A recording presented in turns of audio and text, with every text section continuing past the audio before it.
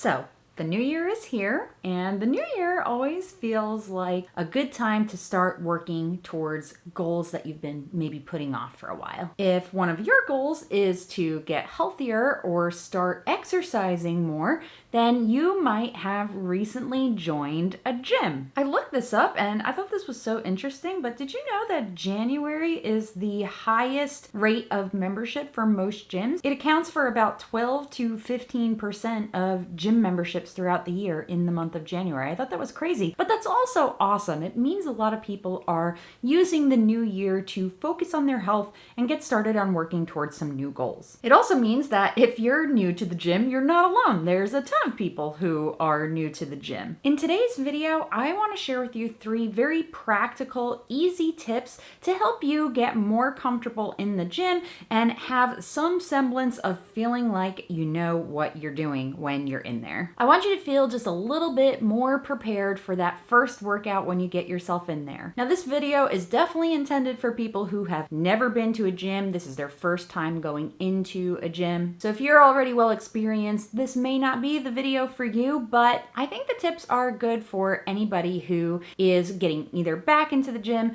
or is going to the gym for the first time. I want to welcome you to my channel. My name is Sarah. I have been sharing my weight loss journey here on YouTube since April of 2020. In that time frame, I lost 35 pounds and then I had a procedure called a vertical sleeve gastrectomy. That's a bariatric weight loss procedure. And since then, I've lost a total of around 120 pounds. I continue sharing the things I've learned about my VSG. I am now just a little over 2 years post-op, as well as some of the things I've learned along the way in regards to my health and fitness journey. If that sounds like something you would enjoy, please like this video. Really helps a lot. Don't forget to hit that little subscribe button down in the corner. That also helps a lot. And turn on the little bell so that you get notifications when I upload a new video. So there are lots of gym stereotypes out there. And I think one of the main things when somebody is brand new to the gym is they feel a little bit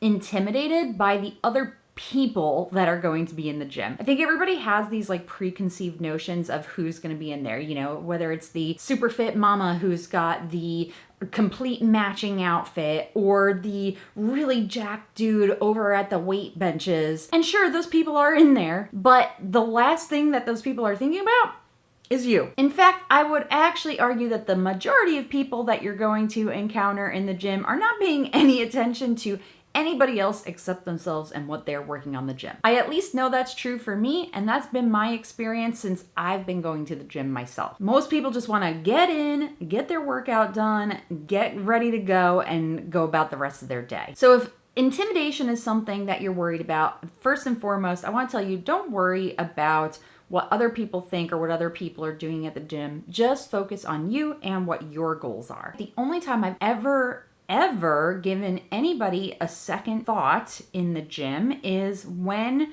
they don't follow basic gym etiquette. So a couple of the tips that I have in this video are going to be relevant to that, so pay attention especially. I think I'll work backwards. We'll do tip number 3 first. So let's talk about that gym etiquette, okay? There are some rules that you really should follow when you're in the gym. I want you to make sure that you wipe down your machine after you use it and that you re-rack your weights. That's going to go for your weightlifting machinery, your treadmill, your Stairmaster, anything that you are on and touching. There are paper towels and some sort of alcohol cleaning mix scattered throughout the gym. I have never been in a gym that does not have those all over the place. They're there for a reason. It's because you're supposed to wipe down your machine after you use it. This is really just a courtesy to the next person that's going to use it. You should wipe down, you know, when you're breathing heavy and stuff, like little spittle flies out, you're sweating, your sweat is flying if you're really, you know, working out intensely, just wipe it down. It's just very, very courteous. I mean, think about it. When you sit down on a machine, do you want to be sitting in somebody else's butt sweat? I don't think so. Which brings me to the next point there is re-racking your weights. Now, if you don't know what the heck I'm talking about, re-racking your weights means putting the weights that you take off of the rack back on the rack. This can and seems to be a struggle for a lot of people. I never understood it. You'll see weights just kind of sitting about in the gym randomly. That's so rude. That to me says like, oh, I don't care about the employees or other people that are working out here. Somebody else can clean up my mess. I can't tell you how many times I've gone to the racks to look for a particular weight and it's not there because it's sitting somewhere else in the gym. So it's just really annoying to other people. The same goes when you're on a machine, right? If you're taking plates on and off the machine, put the plates back. Put them back on the rack where they go. That way the next person doesn't have to do it for you. It's super rude not to do, in my opinion. For those of you who are newbies, you may not be familiar with this, so I'm telling you now, make sure you do those two things. It's just the very baseline of gym etiquette. For tip number 2, let's talk about your beginner workout routine. It is really easy when you're pumped up, you're excited to reach goals, to want to go like completely balls to the wall with some crazy workout routine. What I want you to do is take a step back and rethink that strategy, because if you are doing these crazy workout routines that are really meant for somebody who's a little bit further along in their either weightlifting, cardio, just working out journey, then you're going to get burnt out real quick because it's going to be very challenging for you. Now, I'm not saying you shouldn't challenge yourself, but what you should start off with, I'm going to say at least for your first 3 months, is just learning the basics. The most important thing here is going to be getting into a routine of just, number 1, going to the gym, and then number 2, doing the same basic movements for a while, but adding weight to it as you go along and getting stronger there with the boring basic stuff before you start getting into the more intense stuff. And that even applies to like the cardio machines, right? Like let's say you were all gung-ho and you want to go run on the treadmill your first time in there, but you haven't ever run.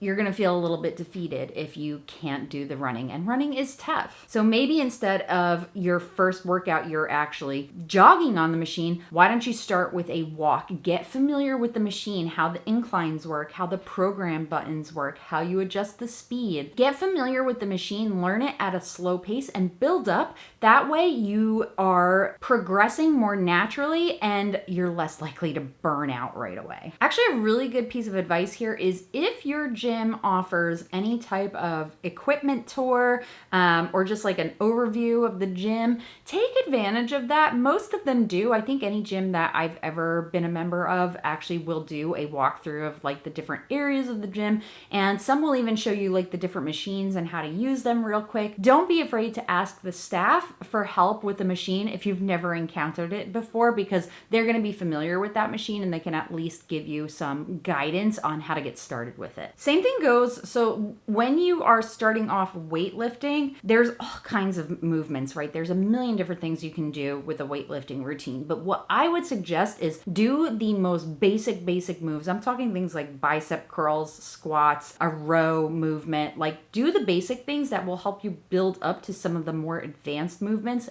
Start small is essentially what I'm saying. Don't go into it thinking you got to do all the things on your first day in there. You don't. Build up to it. That way you don't burn out really quickly, you don't give up, and you don't lose that motivation. What I really want you to do is keep going to the gym, and by not doing too much too fast, you're going to be more likely to get in there to try and build up your skills in the gym. And my number 1 tip for anybody who's just getting started is make sure you are walking into that gym properly equipped for it. I'm talking about things like your footwear, your workout clothes, having a water bottle. The most important of those 3 is going to be your footwear. Think about dropping something on your toe, getting your toe stuck on a machine or something like that. You're just putting yourself at a risk for injury, and there is nothing that deflates your motivation faster than having an injury that puts you on the sidelines. Now, when I'm talking about footwear and clothes and a water bottle, I'm not talking about anything fancy. It does not have to be fancy or expensive. That's not a requirement for joining the gym. Just make sure you have basic stuff that is going to protect you and help you with proper form and movement as well. If you are going to invest any money into any of those things, don't worry about gym clothes. Worry more about your footwear, because proper footwear is so important. Number 1, for safety, but number 2, for form. So especially when you're doing things like running or jogging or even certain cardio dance movements, right? Having proper footwear that's going to help you perform those the best. There's a reason why they make running shoes, cross trainers, things like that, because there is definitely different support needed for different activities. So do you have to buy shoes for every single one of those activities? Absolutely not. But the primary one that you're going to be doing, in my case, it's running, I always make sure that I have a good pair of running shoes. As far as your gym clothes go, the reason I mentioned this, I don't think it's so important what you wear. Remember I mentioned earlier that you're going to see people in there who are in like head to toe matching gear.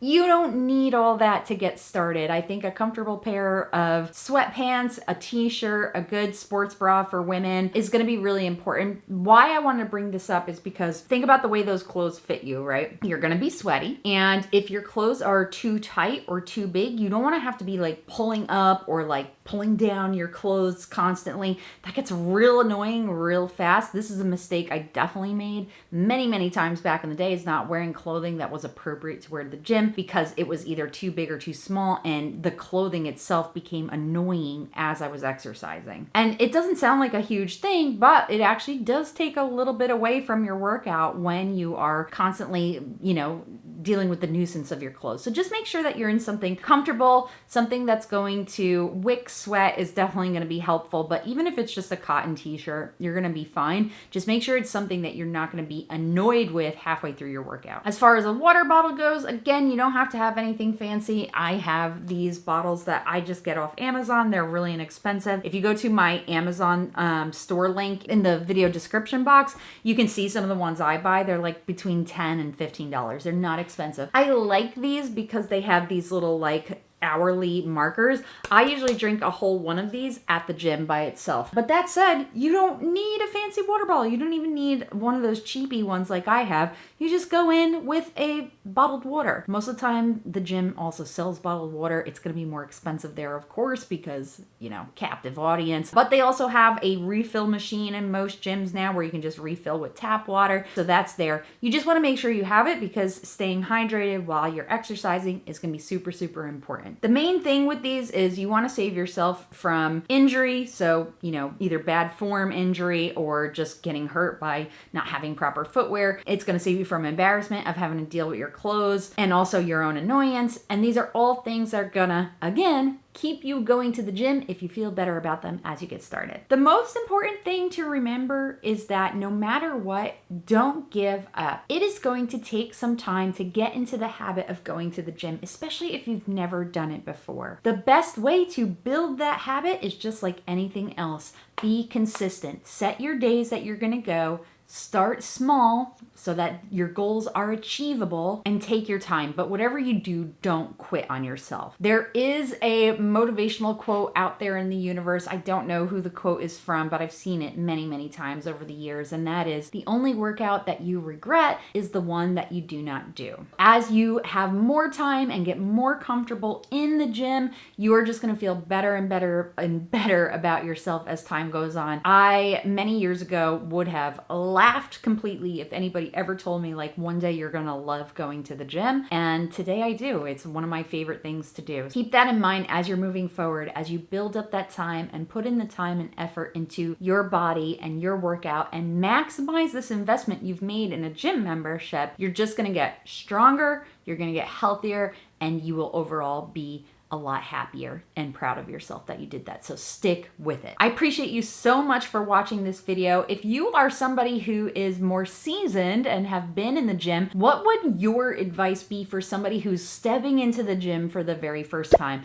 Please leave a comment down below. And if you are somebody who is brand new to the gym, what's one thing that maybe you're afraid of, or maybe you have questions about that you're afraid to ask elsewhere? Feel free to drop that question in the comment section down below. I love to hear from you and connect with you, so I would love to see your thoughts there. I appreciate you watching this video. Don't forget to like it, subscribe, click all the buttons that help the channel. It really means a lot. I appreciate you, and I will see you in the next one. Bye.